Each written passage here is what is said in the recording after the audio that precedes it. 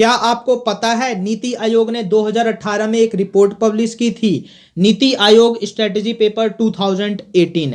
इस रिपोर्ट में नीति आयोग ने कहा था कि जो देश के अदालत की आज की हालत है, जो पेंडिंग केसेस हैं, इसे सॉल्व करने में जुडिशरी को 324 साल से भी ज्यादा का वक्त लग सकता है। यानी rate of disposal of cases इस वक्त इंडियन कोर्ट्स में काफी कम है और ये 2018 में नीति आयोग ने बताया था।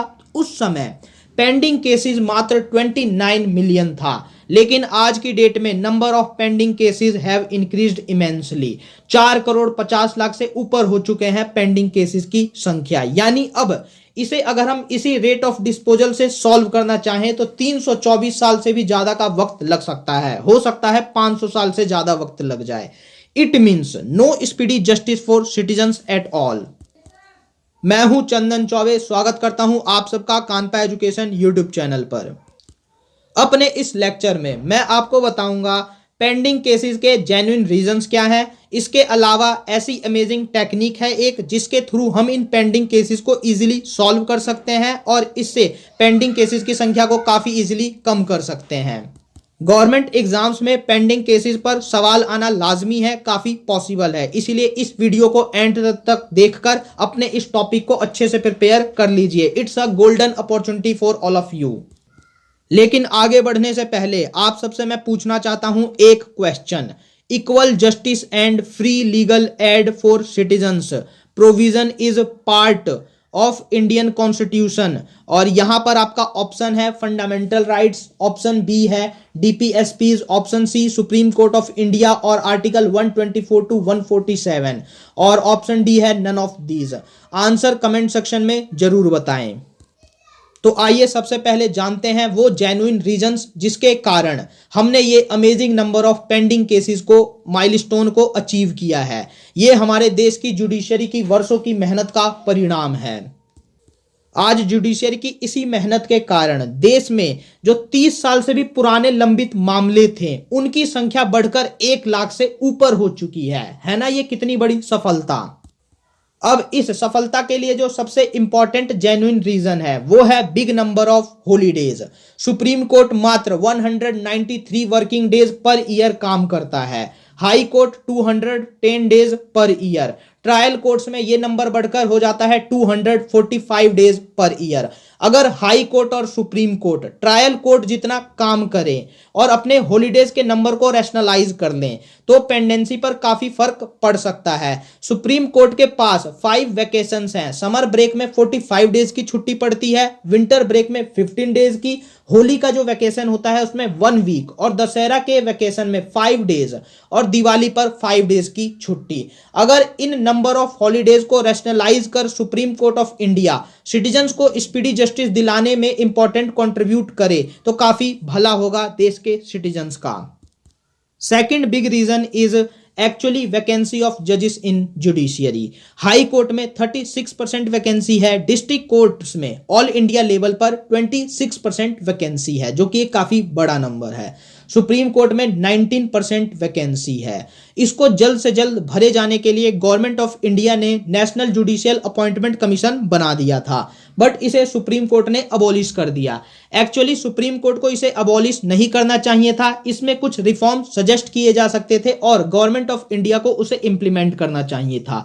अगर आज की डेट में नेशनल जुडिशियल अपॉइंटमेंट कमीशन होता तो यहां पर जो वैकेंसी है जजेस की उसको आसानी से भरा जा सकता था। इसके अलावा जो गवर्नमेंट अभी एक स्टेप लेना चाहती है वो है ऑल इंडिया जुडिशियल सर्विस का, लेकिन यहां पर ऑल इंडिया जुडिशियल सर्विस पर भी हाई कोर्ट्स और सुप्रीम कोर्ट एक तरीके से कोई अपना ओपिनियन नहीं दे रही और नहीं चाहती एक्चुअली में कि ऑल इंडिया जुडिशियल सर्विस बने।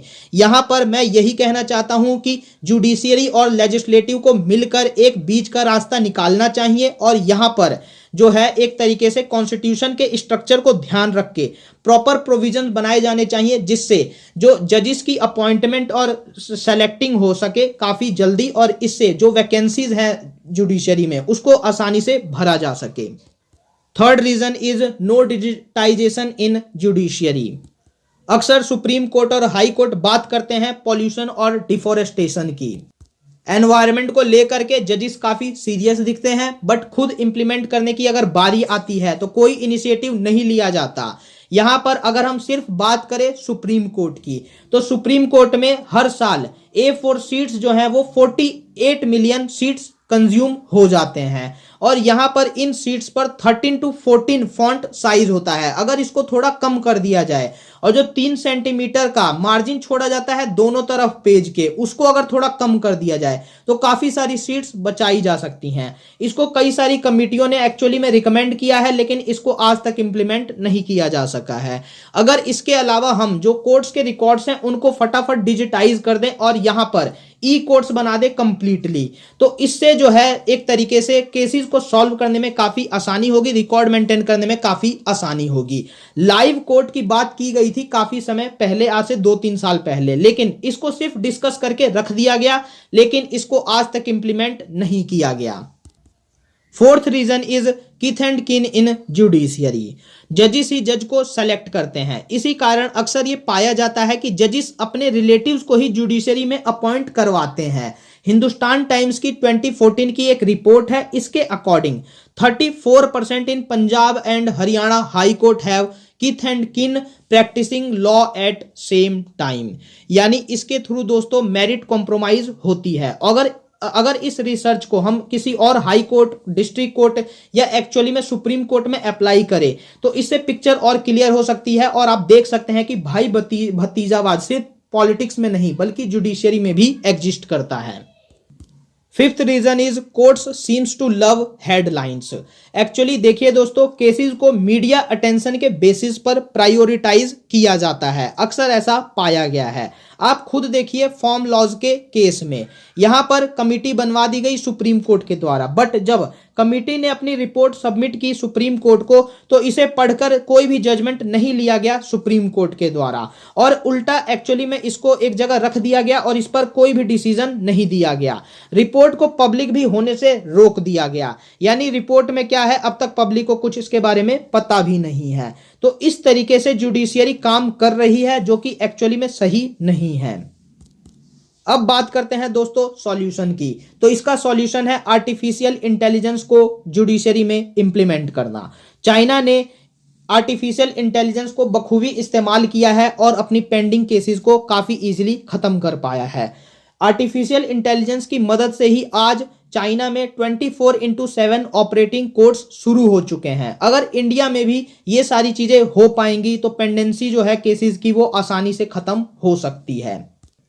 अगर आप चाहते हैं कि ऐसा ही कंटेंट आपको मिलता रहे तो आप हमें फाइनेंशियली कंट्रीब्यूट कर सकते हैं। हमारी UPI ID और अकाउंट डिटेल्स जो है वो स्क्रीन पर दी हुई है, और वीडियो को लाइक और शेयर जरूर करें, और साथ में चैनल को सब्सक्राइब करना बिल्कुल ना भूलें। Kanpa education will bring more content like this for you. Thank you.